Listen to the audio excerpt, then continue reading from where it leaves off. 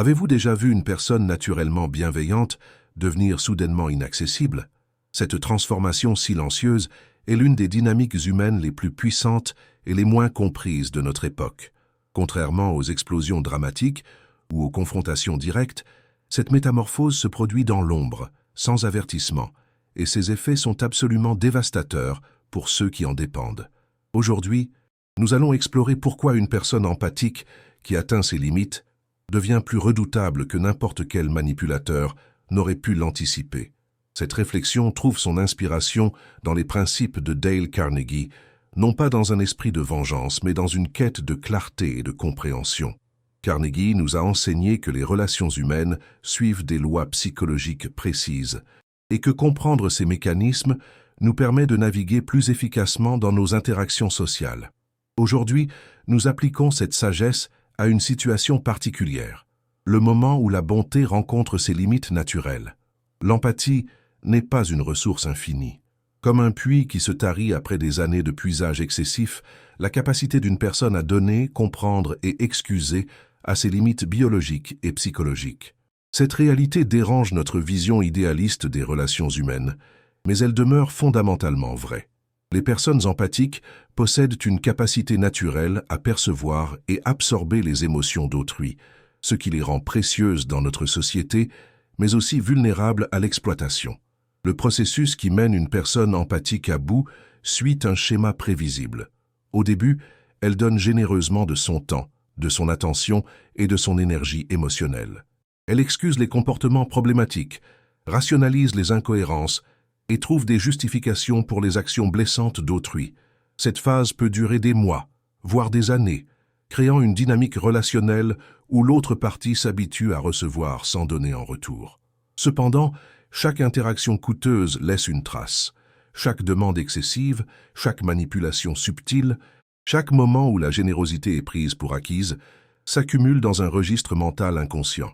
La personne empathique continue à donner, mais son système nerveux enregistre fidèlement le déséquilibre croissant. Cette comptabilité émotionnelle fonctionne comme un sablier invisible, s'écoulant grain par grain jusqu'au moment critique. Le point de saturation arrive souvent de manière inattendue. Il peut être déclenché par un incident mineur en apparence, mais qui représente la goutte d'eau finale dans un vase déjà débordant. À ce moment précis, quelque chose de fondamental change dans la psychologie de la personne empathique. Elle réalise que ses efforts de compréhension et d'accommodation n'ont pas été réciproques et que sa générosité a été systématiquement exploitée. Cette prise de conscience marque le début d'une transformation silencieuse mais radicale. Contrairement aux personnalités plus conflictuelles qui expriment leur mécontentement par des confrontations directes, la personne empathique épuisée adopte une stratégie différente. Le retrait méthodique de tout ce qu'elle fournissait auparavant. Ce retrait ne ressemble en rien à une colère explosive ou à une vendetta calculée. Il s'agit plutôt d'une réallocation rationnelle de ressources limitées. La personne empathique comprend instinctivement que ses tentatives d'explication ou de négociation seront probablement manipulées ou retournées contre elle. Elle choisit donc une approche différente, l'économie d'énergie par la non-participation. Le premier élément retiré est généralement l'attention émotionnelle. Les longues conversations d'écoute active disparaissent. Les conseils gratuits cessent d'être proposés. L'availability constante pour résoudre les crises d'autrui prend fin. Cette transformation peut sembler cruelle aux yeux de ceux qui bénéficiaient de cette attention, mais elle représente simplement un retour à des limites saines. L'accès privilégié constitue le deuxième élément retiré. Les invitations spontanées, l'accès libre au domicile ou aux espaces personnels, la disponibilité pour des faveurs de dernière minute, tout cela disparaît progressivement. La personne empathique commence à protéger son temps et son espace comme des ressources précieuses, ce qu'ils ont toujours été. Le troisième retrait, souvent le plus déstabilisant pour l'autre partie, concerne les explications. La personne empathique épuisée cesse de justifier ses décisions, d'expliquer ses limites ou de rassurer sur ses motivations. Cette évolution peut paraître mystérieuse, mais elle découle d'une compréhension profonde. Les explications dans ce contexte ne servent qu'à fournir des munitions pour la manipulation future. Cette nouvelle approche s'accompagne de tactiques comportementales spécifiques, toutes caractérisées par leur calme apparent et leur cohérence implacable. La technique de la roche grise devient un art raffiné. Les réponses deviennent factuelles, brève et émotionnellement neutre. Les tentatives d'engagement émotionnel rencontrent une politesse distante mais inébranlable.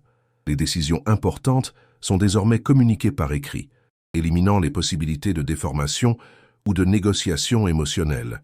Cette approche documentaire protège contre les tentatives de réinterprétation ultérieure et maintient la clarté des limites établies. Les délais deviennent non négociables, créant une structure prévisible qui remplace l'ancien système de flexibilité illimitée. Cette transformation déconcerte profondément ceux qui avaient l'habitude de bénéficier de l'ancienne générosité. Ils se trouvent face à une personne qu'ils reconnaissent physiquement, mais dont le comportement semble avoir changé fondamentalement. Cette incongruence cognitive génère souvent une escalade prévisible de tentatives de restauration de l'ancien équilibre. La première réaction typique consiste en un déploiement massif de charme. L'autre partie intensifie ses démonstrations d'affection, multiplie les compliments et les gestes apparemment attentionnés. Cette phase peut inclure des cadeaux, des invitations spéciales ou des déclarations d'appréciation qui n'avaient jamais été exprimées auparavant. L'objectif inconscient est de réactiver les anciens circuits empathiques et de restaurer l'accès privilégié. Lorsque le charme échoue, la colère fait généralement son apparition. Cette transition peut être brutale et déstabilisante.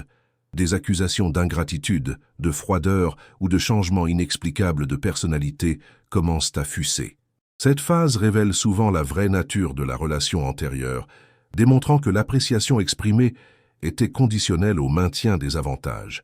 La phase de marchandage arrive ensuite, caractérisée par des promesses de changement, des justifications des comportements passés et des tentatives de négociation de nouvelles règles d'engagement. Cette étape peut être particulièrement éprouvante car elle semble offrir l'espoir d'une relation améliorée, tout en maintenant généralement les structures fondamentales qui avaient créé le problème initial. Maintenir son équilibre durant ces réactions prévisibles demande une discipline émotionnelle considérable. La personne empathique doit résister à ses propres instincts naturels de réconciliation et de compréhension.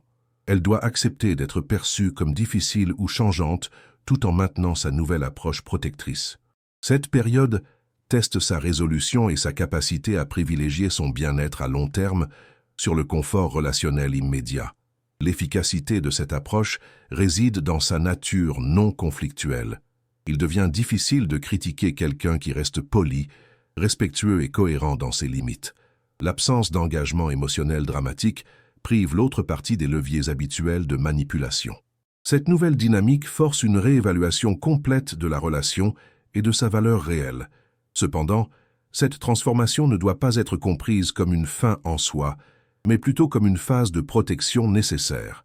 La personne empathique épuisée a besoin de temps et d'espace pour récupérer ses ressources émotionnelles et réévaluer ses relations. Cette période de retrait permet une guérison psychologique essentielle et la reconstruction de limites saines. Le plan de sortie de cette phase nécessite une planification logistique soigneuse.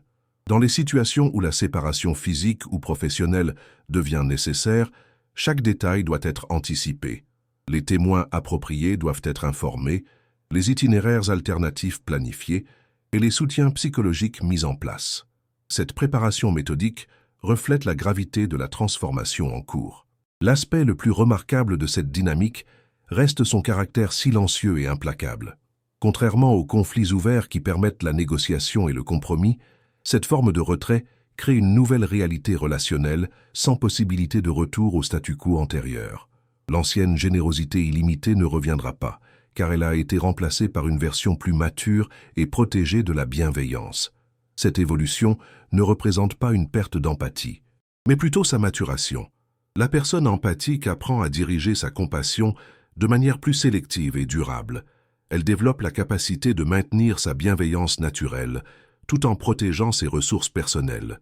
Cette sagesse nouvellement acquise la rend plus efficace dans ses relations futures. Les observateurs externes peuvent initialement interpréter cette transformation comme de la froideur ou de l'égoïsme, mais une analyse plus profonde révèle sa nécessité psychologique. Une personne empathique épuisée ne peut plus servir efficacement les besoins légitimes de personne. Son retrait temporaire permet la restauration de sa capacité à contribuer positivement aux relations saines. L'ironie de cette situation réside dans le fait que ceux qui exploitaient l'ancienne générosité se retrouvent privés de quelque chose qu'ils n'avaient jamais vraiment valorisé. Leur détresse face à cette perte révèle rétrospectivement l'énorme valeur de ce qui était fourni gratuitement.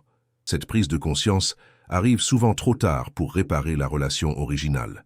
Les implications à long terme de cette dynamique dépassent la relation spécifique qui l'a déclenchée.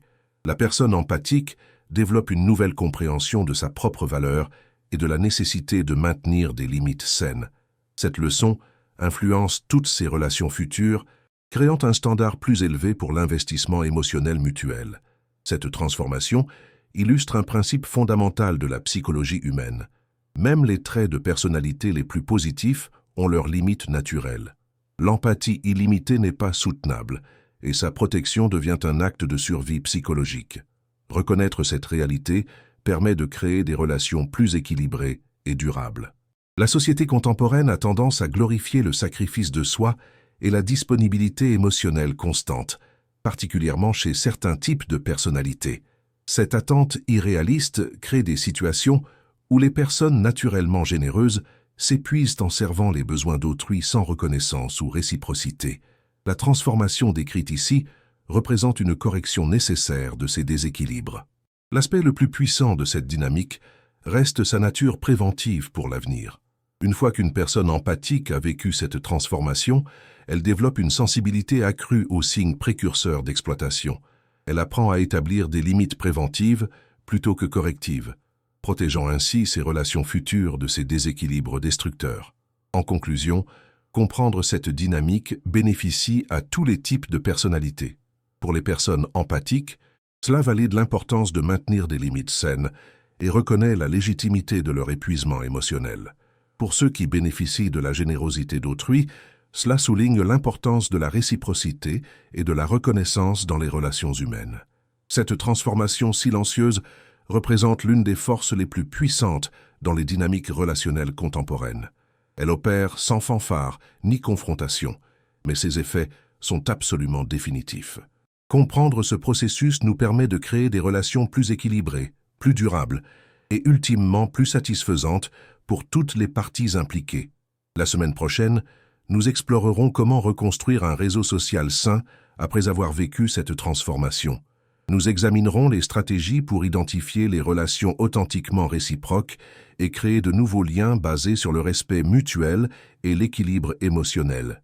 Écrivez ci-dessous ce que vous en avez pensé, quelles limites vous allez appliquer avec calme, et suggérez des sujets pour la semaine prochaine. Si cela a du sens, partagez-le avec quelqu'un qui pourrait bénéficier de cette compréhension.